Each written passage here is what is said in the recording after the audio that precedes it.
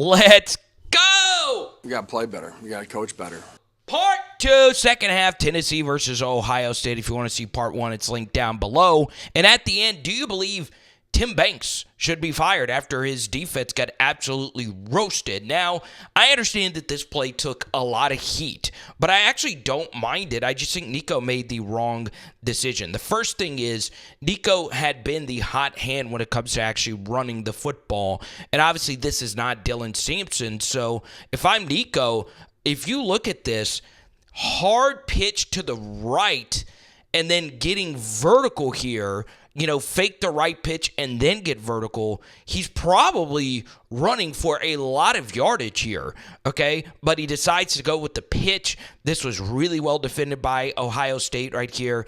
Edge guy gets around 74, who, of course, had been a major liability all season long, and he picked the absolute worst game to play his worst game of the season. All right, so this was a failure by the Tennessee defensive coaching staff. So what Ohio State essentially said was, look, if you're going to play a lot of man coverage, we're going to run a lot of split zone stuff. We're going to get in trips bunch and just play a lot of man beater type of plays. So on 3rd and 2 right here, they stack the receivers. It is near impossible to play man coverage, especially press man, when you have all this traffic to run through. So you'll see that Carnell Tate, 17, does a good job just shielding off this slot corner, and all you have to do is make sure you don't touch him.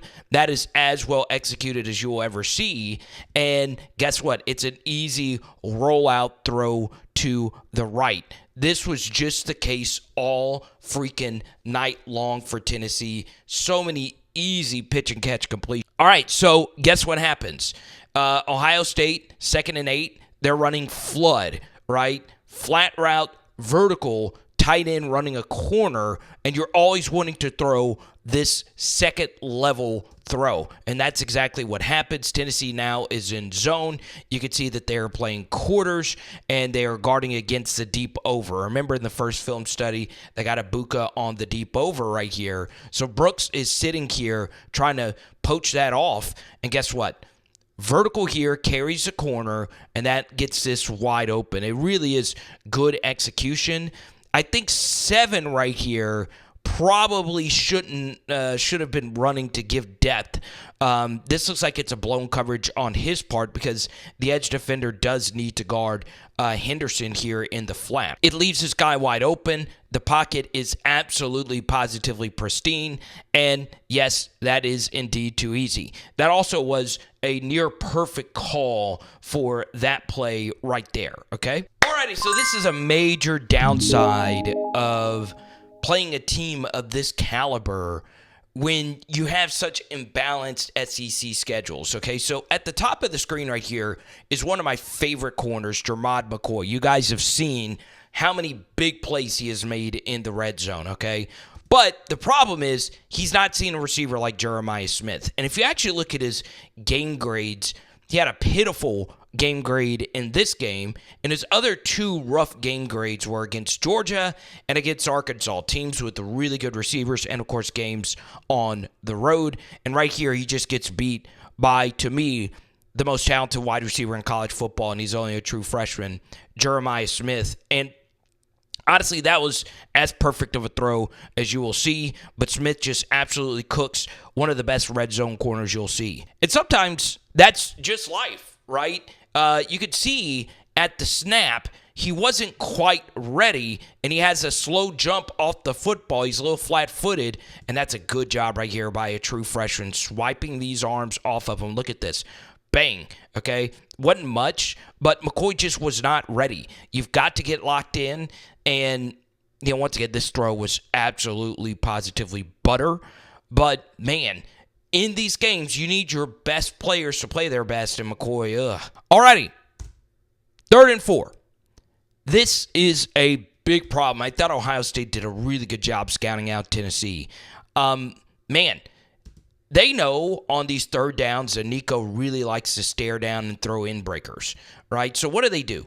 Well, you've been killing them with your legs. So they have 2 QB spies, and all they're doing is trying to get into the passing lanes. Okay, so Nico had a few balls batted down in these games, and you could see that this is a first down. It just gets batted down, right? They had 2 QB spies and just 2 guys just eating these routes. And what happens here is if you're able to play press man cover 1 and you can't consistently hit go balls like Ohio State was able to, that's where they're able to sit on the sticks heavy on your routes, okay? So once again, it was just Ohio State having ball players step up and make big plays like that one. All right, let's call a spade. A guy that had an absolute positively disastrous night was Jackson Moy, right? I thought he was a little bit better than what I initially thought, but, the PFF grades disagree. He's one of the lowest graded Tennessee defensive players on this team. It is so important as a defensive tackle to keep your feet, right? And right here, he was the one that sprung the big touchdown earlier. Notice right when the snap happens, your zero tech nose, and it looks like he's in a bit of a shade right here, goes down to the ground. I hate this. I never like my shade nose to be shooting a gap unless my other guys are shooting a gap. I need you to square up and two-gap it right up the middle, unless this was a slant to the right actually called. If this was a slant to the right, then he should be shooting a gap, and someone needs to fill this backside A gap. Whatever the case may be, this is really pitiful run defense. And this is not only on Banks, this is on Tennessee's defensive line coach, whose name slips my mind, who's normally overall a really good D-line coach. So you have your 3 tech to the play side shooting through a gap, and then you have your zero shade on the ground. And look at how open this hole actually is. Now, this could be an exotic twist stunt where everybody's shooting right, and your job is to loop over here as quickly as you possibly can. If that was the call, then 19 needs to make this play. The problem with that is if you shoot this gap this far upfield, it just increases the distance for Ohio State to run through. So Jackson Moy losing his feet, 3 tech on this side just getting way too far upfield, twister coming around, that's just too difficult of a play, and that's just too wide of a hole for Quinshon Judkins to run through, okay? It's just easy stuff. All right, so 21 and 10 aren't on the field. As many of you know, I like both of them. Also, I believe this is Norman Lott right here. Not his best game either. You'll see he gets turned to the inside. Moy is washed all the way to the opposite side of the field. This is just really bad stuff. I mean, look at this gap. I mean, look at this. All right, it's way too easy. Now, is there a hold right here? There's a little tug, but still, it's just too easy. All right, so this wasn't bad coverage. It's just off this play action fake. This is just way too much time for Will Howard to throw the football.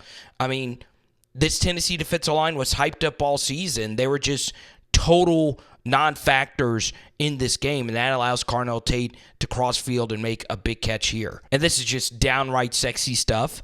Heavy personnel. You bring a fullback in, 2 tight end sets, Jeremiah Smith carrying a lot of this coverage, and you've been killing them with the run game, and then you just leak a running back out into the flat on 1st and goal, and there is your football game. Touchdown.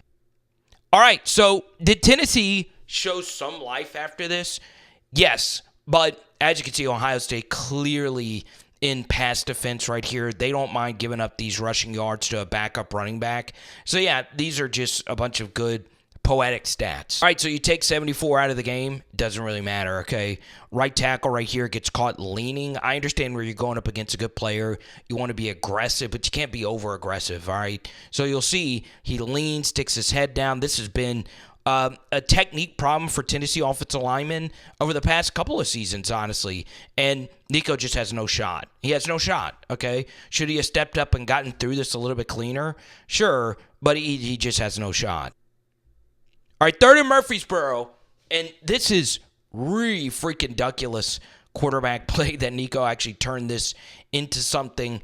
I understand that we don't have a wide enough angle to see if something was potentially open down the field, but I guess there wasn't. There was a lot of tuck and runs in this game that really sucked. You'd have loved to have seen a few more throws, but there you go. And then it sets up this fourth and medium. All right.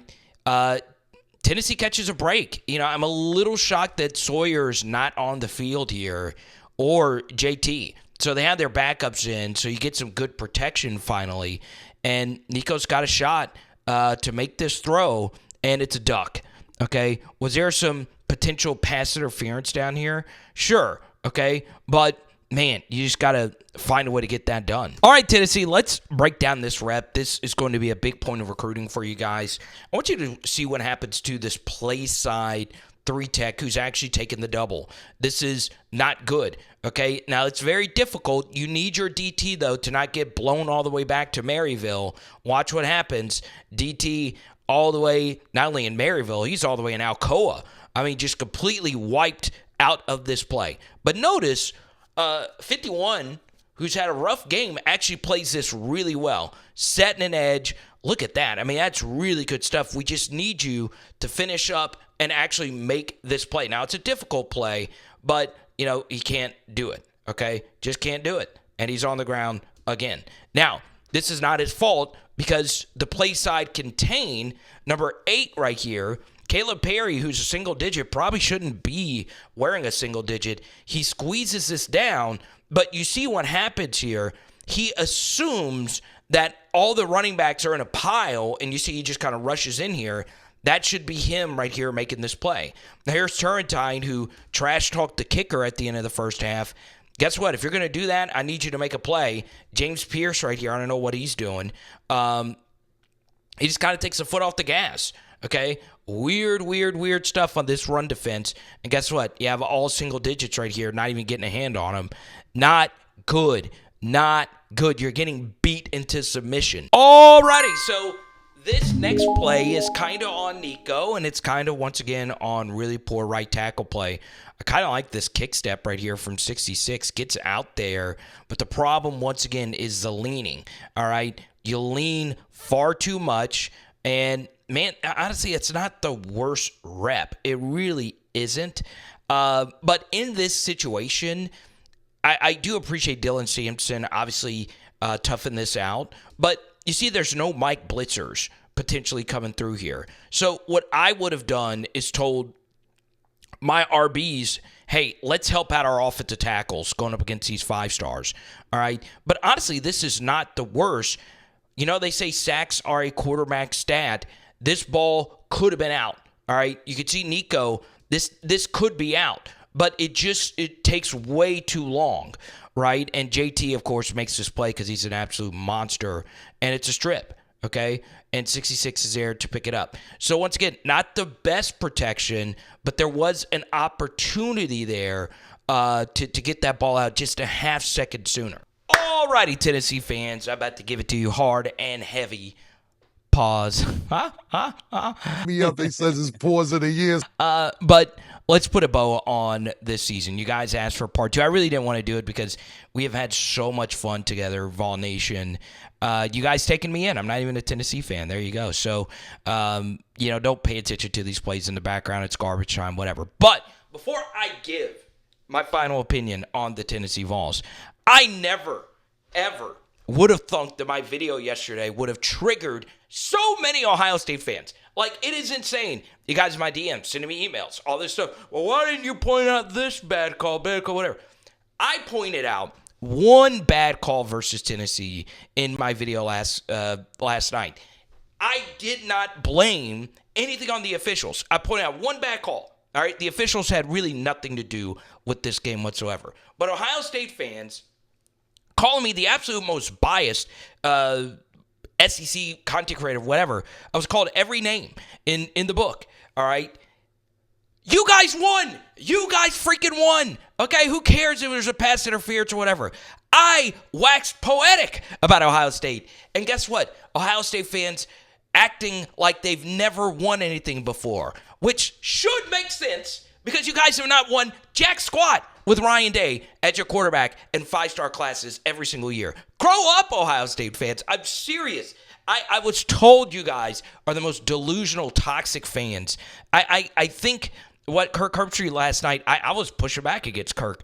He might actually be right about you guys. I mean, my goodness gracious. And it's not all of you guys. Some of you said that you really enjoyed this breakdown. But the bitching and moaning, well, why don't you point out this passage? Shut the hell up and never come back. I am dead serious. You know who you are. My goodness.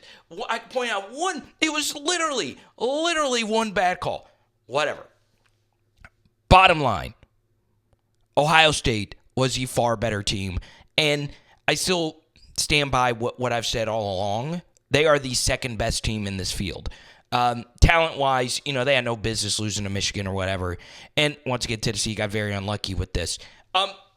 Look, this is a downside with Tim Begso as your defensive coordinator. Did Ohio State just have far better offensive talent than Tennessee's defensive talent? Sure, but I don't think the gap should have been as wide as it actually was in this game. Meaning, Ryan Day really outcoached and Chip Kelly outcoached the Tennessee defensive staff. I mean, they were so brutally outclassed schematically in this game, and I think Tennessee did a really bad job adjusting to it. And look, this Ohio State offensive line, they had issues this year. This was a real thing for the Buckeyes, and man, they just mauled. They flat out mauled a Tennessee defensive line that might have just been overhyped. But bottom line, congratulations to the Buckeyes, and congratulations to Tennessee. I mean, this was a step in the right direction, but like we said at the end of last night's video, this is more of probably who you guys were all season long. Now, I have heard all types of people saying, well, is this the ceiling under Josh Heupel? Is this as far as you could go? What the hell are you talking about, Tennessee? I will go nuts if I hear that again. I could hear out a change for Tim Banks. I really can. But, I can't. It's hard for me to see a world where they move on from him this offseason. But to say that this is a ceiling under Josh Heupel when Tennessee's NIL has been as good as it was, or it has been and still continues to be, Tennessee's recruiting isn't upper echelon Alabama, Georgia level, but it's still very, very, very good. It's slightly outside that top 5-ish range, behind Texas, behind what LSU's done in the portal. So Tennessee, you have a lot to look forward to, and you get to run the weaker schedule that you had this year back next year. So you're also going to get a year 3 Nico. So I opened up this question at the end of the last video. Are you wanting to move on from Nico? Now let's change it. Do you think you should make a change at defensive coordinator? Or what would you change? Because it was bad. This was really bad. I thought Tennessee was a little bit overhyped going into this game. And Ohio State, you were really reeling after that Michigan game. But it's pretty clear any rational Ohio State fan will tell you, you just have a Michigan problem. You don't really have an Ohio State problem. So the Buckeyes are probably the best team in the field. And I honestly do believe this. The 2 best teams left in the college football playoff are playing in the next round. So let's see what happens there. Jack Sawyer, absolute beast. And we'll talk soon. It is Power Out SEC. Boom! And tonight we are doing spaghetti and meatballs. Let's go.